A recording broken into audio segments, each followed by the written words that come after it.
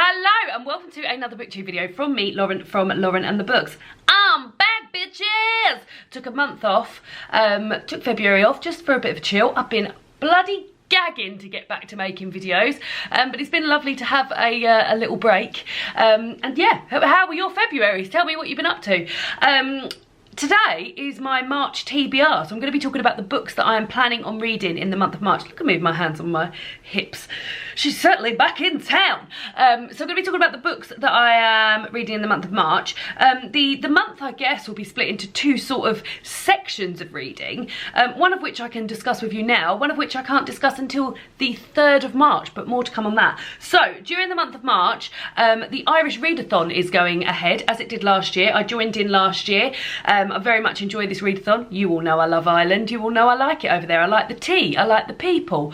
I like sticking a shamrock on anything and just having a lovely time. And this month, as it's St Patrick's Day, the Irish Readathon's going ahead. This is a readathon hosted by Leanne, Aoife and Elaine. And you read books of Irish authors. There are 5 prompts, of which I've got on my phone here. So the first one is green on the cover. So this can be anything. Elaine herself is reading a book by J.K. Rowling, who is not an Irish author, but I've gone with an Irish author. So I'm going to be reading Girl by Edna O'Brien, and this is about a girl who's captured, abducted and married into Boko Haram, which is a terrorist organisation. And I actually went to Stacey Dooley chat earlier this week, and she was talking about Boko Haram then. So I think it's Boko Haram or Boko Haram, and she was talking about that then, and I was thinking, oh, I've got a book about that at home, and had my eye on this to read for the Irish Readathon anyway. Oh goodness me, because it's got green on it. So yeah, it sounds as though it's going to be pretty heartbreaking, but yeah, looking forward to getting into that. And this may also tie in with the other reading that I'm doing in the month, which I'm going to talk about in a minute. And then the next prompt was, thing is, I've got myself a new phone and I can't seem to keep it unlocked. I'm like an old nana with a phone. I don't know what I'm doing with it. Right, so the next prompt is more recently published Irish author. So I've gone for Grown Ups by Marion Keyes, which is actually the book that we're going to be reading for my Patreon book club as well. So it's all tied in lovely. I picked Irish authors for that. Actually, these two were the picks, and everybody went for this. Well, everybody, the majority of the vote one got this. This is a massive book by Marion Keyes, who coincidentally was interviewing Stacey Dooley when I went to that to watch that talk. I've read Marion Keyes' book before. This is sort of like women's contemporary fiction. And I've listened to her, and that's not normally my bag. You guys all know that. But I listened to her. Because she's been doing a bit of promo for this book. I listened to her on 2 separate podcasts, on the Elizabeth Day How to Fail podcast and on Fortunately podcast. And I loved her chatting on that. I loved listening to her talk about the book. And I was like, I'm going to read that. And I'm actually going away for a week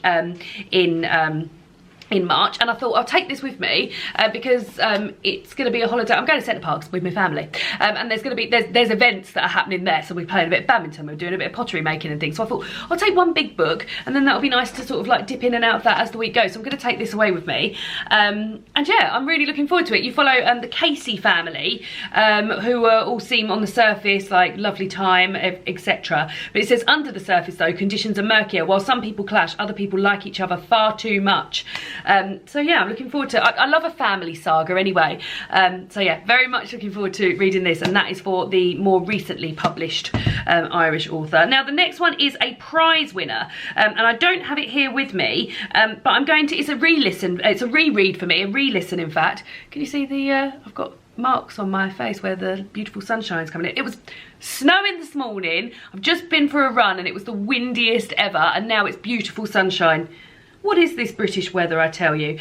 So yeah, so the next prompt is a prize winner, and I've gone for Holding by Graham Norton, which won Popular Fiction Book of the Year in 2016 for the Irish Book Awards. Actually, I haven't even downloaded it yet, so let's do it now. Let's see if I can find it. So Graham Norton, you may well know, wrote one of my favourite books. I don't think it was from last year, it was from the year before, called, this is very rude of me, isn't it, to be talking while I'm down here, called a keeper. And his first book I listened to and I thought it was great. I enjoyed it, but I don't really remember much about it, so I'm quite looking forward to getting back into it, and that's called Holding, and he narrates it himself, and I'm very much looking forward to reading that. So that's for a prize winner.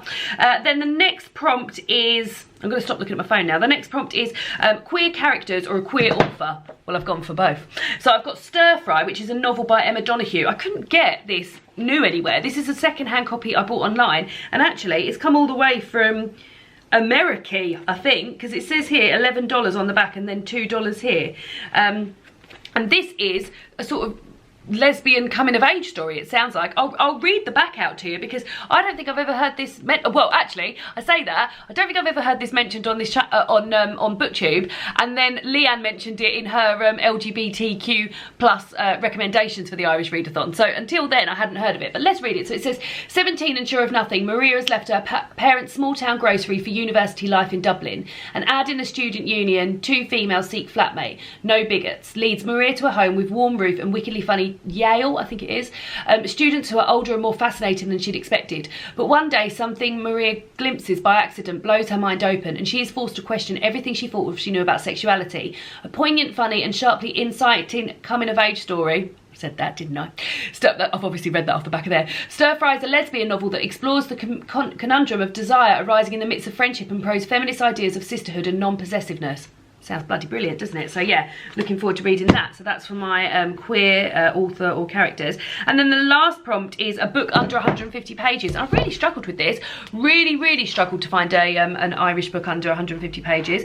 And you may well know I'm not a big one for poetry, which is where sort of like most of the 150 pages or less Irish books come from. Well, I've gone for a picture book. I've gone for Here We Are, Notes for Living on Planet Earth by Oliver Jeffers. Oliver Jeffers is a Northern Irish writer and illustrator, and I mean, just look at the bloody illustrations in this. Absolutely wonderful. First came about Oliver Jeffers a couple of years ago. I can't wait to read this.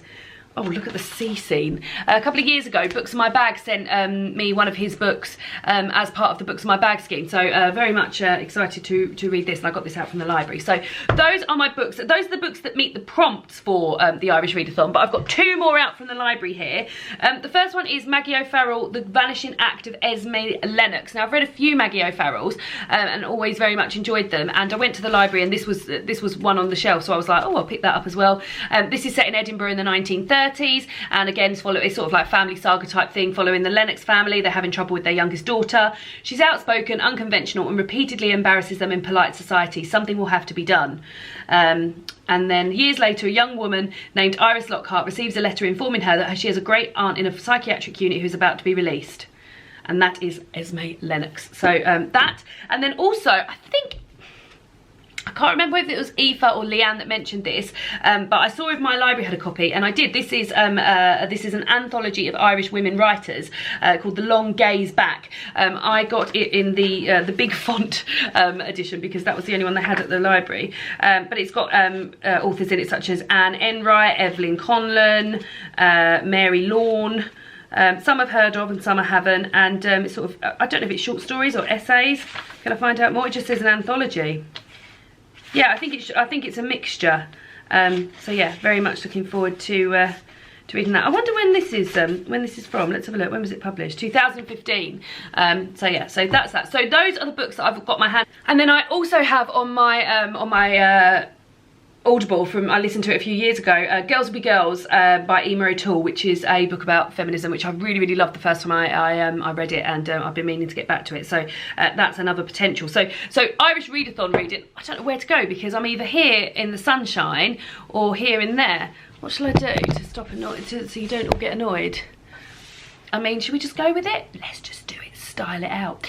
And then also, on the 3rd of March, the Women's Prize for Fiction long list is being announced. Now, the Women's Prize for Fiction is one of my favourite prizes. It celebrates women authors all over the world, and they basically got to have a book published in the English language between a certain date, so like from 2019 to 2020. So hyped for this prize. I'm going to be doing a little prediction and put in, I'll just put like some, a list of the books I think that potentially will be on the list, because I still haven't finalise my thoughts on that. One that I do think is going to be on the list is this as well, so that will tie in well, that I can read that. That will tick for both. So once the Women's Prize for Fiction book long list comes out, and I'll be doing a reaction video to it, I'll also be seeing what books on my shelves I've got that might be on the Women's Prize for Fiction long list. That one maybe, this one maybe, what other one maybe, this one maybe, a few of those. Whichever ones I can get off my shelves, and then I'm going to be doing like a sort of library order and getting some books in at the library. Any of them, I've got a credit waiting for this to happen on Audible, so that I can get one of the books on Audible as well. So those are the plans for reading in March 2020. Don't know why I was so formal with that. I'm really happy to be back. Really happy to be back. Quite a lot happened in March, and it's given me a real good time to have a good think about what videos I want to make, and not in a way where I sort of sat down and thought, right, think about the videos you want to make going forward. I just sort of, as ideas would come to me, I'd just write them on a bit of paper, write them in my book, write them on a note on my phone, and I feel like I've got some really good videos planned, which I'm really looking forward to making. So back to it. Lovely to see you all. Let me know what you're planning on reading in March. Let me know how your February went, and I'll see you all again soon for another book video. Goodbye.